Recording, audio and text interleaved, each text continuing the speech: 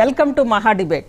తొలిసారిగా దేశంలో ఎలాంటి పొలిటికల్ టచ్ లేని బడ్జెట్ని నిర్మలా సీతారామన్ ప్రవేశపెట్టారు. ఒకవైపు రాష్ట్రాల ఎన్నికలు జరుగుతున్న నేపథ్యంలో ఎందుకు ఇలా పొలిటికల్ టచ్ లేని బడ్జెట్ రావడం వెనక లాజిక్ ఏంటి? ఇదే అంశానికి సంబంధించి దీంతో పాటు కేసీఆర్ సిట్ దర్యాప్తు ముగిసింది, కొద్దిసేపటి క్రితమే ముగిసింది. మరి కాసేపట్లో ఆయన మీడియాను ఉద్దేశించి మాట్లాడనున్నారు.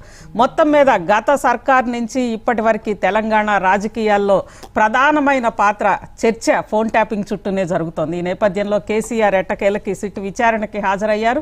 సిట్ విచారణ తర్వాత నెక్స్ట్ తెలంగాణ రాజకీయాల మీద ఈ ఇంపాక్ట్ ఎలా ఉంటుంది, ఈ అంశానికి సంబంధించి దాంతోపాటు అక్కడ ఆంధ్రప్రదేశ్లో ముఖ్యంగా కల్తీ నెయ్యి వివాదం చినికి చివరికి ఎటోబోయి రాజకీయ వివాదంగా మారి రాజకీయ నేతల ఇళ్ల మీద దాడులు, పరస్పర దాడులు ఇలా మారిపోయింది. అసలు ఏంటి ఈ కల్చర్, ఏంటి దీనికి కారణం ఏంటి, దీని ప్రభావం ఎలా ఉంటుంది?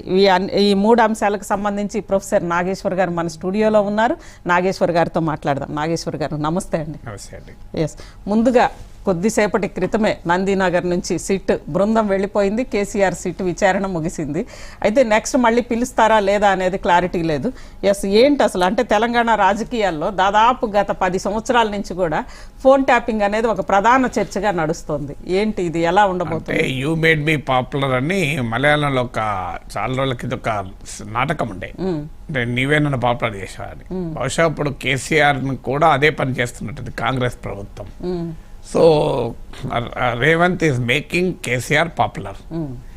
ఇప్పుడు కేసీఆర్ టార్గెట్ చేస్తూ కేసీఆర్ ఒక పెద్ద నేరస్తుడు అనే రీతిలో ప్రజెంట్ చేయాలని చూస్తున్నారు.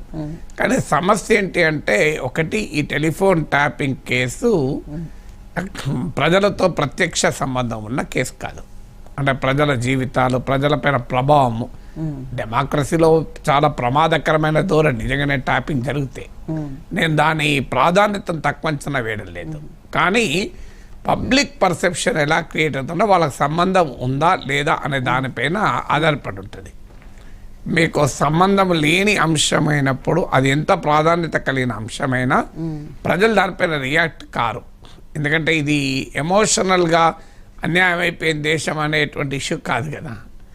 మీకు ఇది మొదటి కారణం. రెండవ కారణం ఏంటంటే, ఆల్రెడీ ఇది ఫస్ట్ది అయిపోయింది, ఫస్ట్ సీరియల్ అయిపోయింది, కాళేశ్వరం సీరియల్. ఇంకా అది నిజంగా ప్రజలకు నేరుగా ప్రత్యక్ష సంబంధం ఉంది. ఎందుకంటే అన్ని 100,000 కోట్లు ఖర్చు పెట్టి కట్టిన ప్రాజెక్టు, ఆ ప్రాజెక్ట్ నిరుపయోగంగా మారింది అనే భావన. అలాంటి పరిస్థితుల్లో కూడా కాళేశ్వరం టెలిఫోన్ ట్యాపింగ్తో చూస్తే మోర్ లింక్డ్ టు పీపుల్. అయినా కూడా కాళేశ్వరం ఏమైంది, ఆఖరికి మొత్తం కొండను తవ్వి ఎల్కన్ పడతారంట చూడు. కొండను తవ్వి కేసీఆర్ అరెస్ట్ అనే వాతావరణం క్రియేట్ అయ్యి లాస్ట్కు తుస్సుమన్నది సిబిఐకి అయిపోయాను. అది వ్యూహాత్మకమే కావచ్చు. అంటే బీజేపీ చేతిలో పెట్టి ఇప్పుడు కేసీఆర్ భుజాల పైన తుపాకి పెట్టి బీజేపీని కాల్చచ్చు. సో లేకపోతే రేవంత్ రెడ్డి ఎందుకు అరెస్ట్ చేయలేకపోతున్నాడని బీజేపీ వాళ్ళు మామూలు నానా గొడవ చేసేవాళ్ళు. కానీ ఏ వ్యూహాత్మకమైన ప్రజల దృష్టిలో ఏమవుతుంది, అంత ఏ సాగర్కి ఏం చేశారు అనే భావన రెండవ కాళేశ్వరం ఎపిసోడు ముగింపు పలికిన తీరు చూశాక ఈ టెలిఫోన్ ట్యాపింగ్ ఏంటి అనే క్వశ్చన్ వస్తుంది. రెండవది.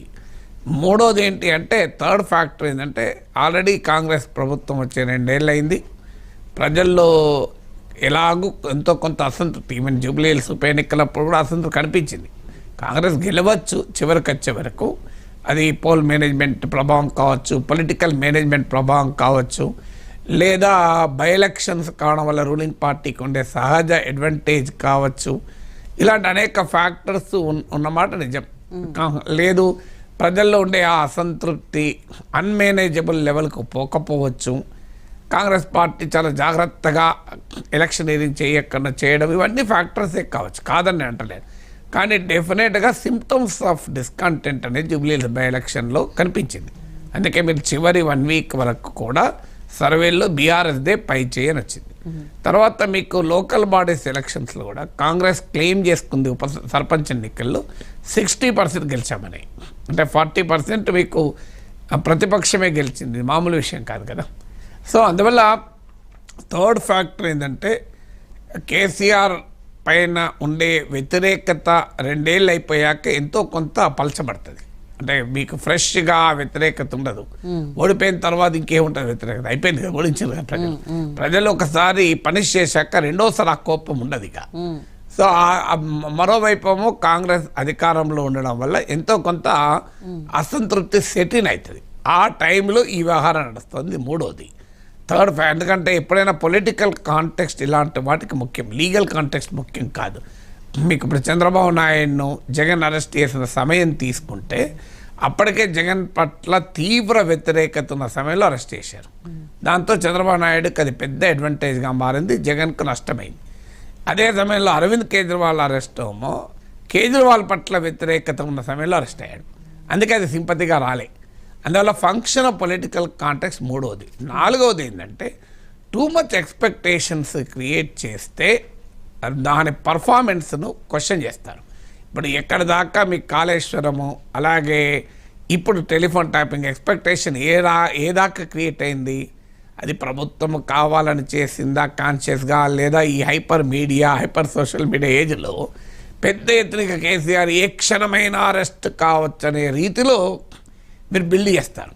ఒక్కసారి బిల్డ్ చేసిన తర్వాత ఏమి జరగకపోతే ప్రజలు ఎలాంటి రియాక్షన్ వస్తుంది, ఇదే ఉన్నదిలే అనుకుంటారు. ఐదవది ఏంటంటే టార్గెటెడ్ అటాక్స్ చేస్తే అది సింపతిగా మారే అవకాశాన్ని కొట్టిపారలేము.